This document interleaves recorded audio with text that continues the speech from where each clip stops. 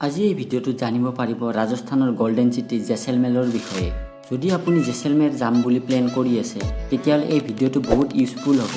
এই ভিডিঅ'টো যদি জানিব পাৰিব জেচলমেৰ কেনেকৈ যাব, জেচলমেৰত চাব লগা প্লেচবোৰ কি আছে, তাত গৈ ক'ত থাকিব, সকলোখিনি ইনফৰমেশ্যন পাব।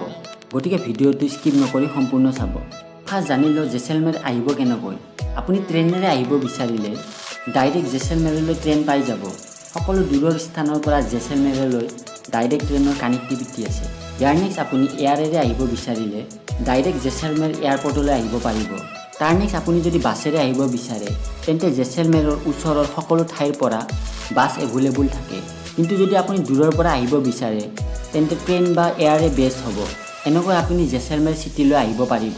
ট্ৰেইন ষ্টেচন বা এয়াৰপৰ্টৰ পৰা নামি আপুনি তাৰ পৰা অ'টোলৈ আপুনি হনুমান চৌৰাহালৈ আহিব লাগিব। হনুমান চৌৰাহাতে ৰাজস্থানৰ ফেমাছ ফৰ্ট জেচলমেৰ ফৰ্ট আছে আৰু হনুমান চৌৰাহাত আপুনি এভেইলেবল হোটেল পাই যাব। তাৰ উপৰিও আপুনি জেচলমেৰ ফৰ্টত থাকিব পাৰিব। হনুমান চৌৰাহাৰ পৰা প্ৰায় আধা কিলোমিটাৰ দূৰত্বত আছে জেচলমেৰ ফৰ্ট।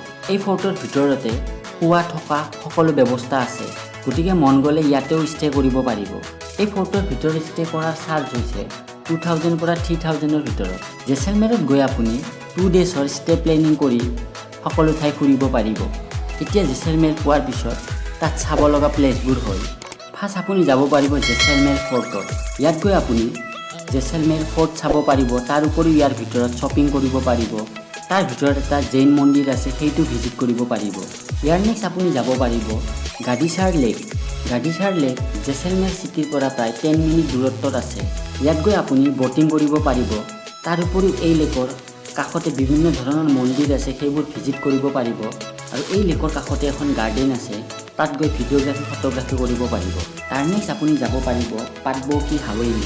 এই হাৱেলিৰ ভিতৰত 5টা ডাঙৰ ডাঙৰ হাৱেলি দেখা পাব।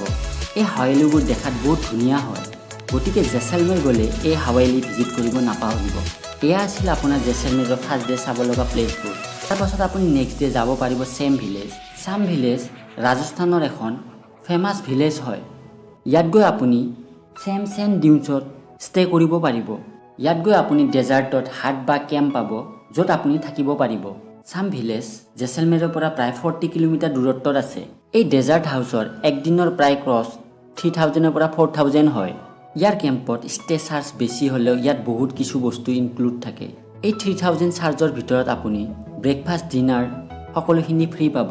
তাৰ উপৰিও সেই ডেজাৰ্টত কেমেল চাফাৰী ইনক্লুড থাকে। ইয়াত আপুনি ইভিনিং টাইমত কেমেল চাফাৰী কৰিব পাৰিব। তাৰ উপৰিও কিছুমান কেম্পৰ চাৰ্জৰ ভিতৰতে থাৰ চাফাৰীও ফ্ৰী থাকে। গতিকে আপুনি ষ্টে কৰাৰ আগত সম্পূৰ্ণ কথাখিনি সুধি ল'ব। সেইদিনা এই ডেজাৰ্ট কেম্পত ষ্টে কৰি নেক্সট ডে আপুনি যাব পাৰিব কুলধাৰা ভিলেজত। কুলধাৰা ভিলেজ ইণ্ডিয়াৰ মষ্ট হণ্টেড ভিলেজ বুলি কোৱা হয়। এই ভিলেজত গৈ আপুনি 200 বছৰ আগৰ ভঙা চিঙা ঘৰবোৰ দেখা পাব। ভিলেজ ইমান ভুটীয়া হয়, ইয়াত ৰাতি কোনো যোৱা এলাও নাই।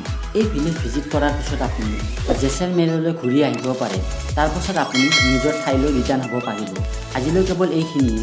আপোনাক এই ভিডিঅ'টোক চাই কেনেকুৱা লাগিছে জনাব। যদি ভিডিঅ'টো ভাল লাগিছে, এনেকুৱা ধৰণৰ টুৰ ইনফৰ্মেটিভ ভিডিঅ' চাই ভাল পায়, তেনেহ'লে আহিবলগীয়া ভিডিঅ'বোৰ চাবৰ কাৰণে চেনেলটো লাইক, শ্বেয়াৰ আৰু ছাবস্ক্ৰাইব কৰি দিব।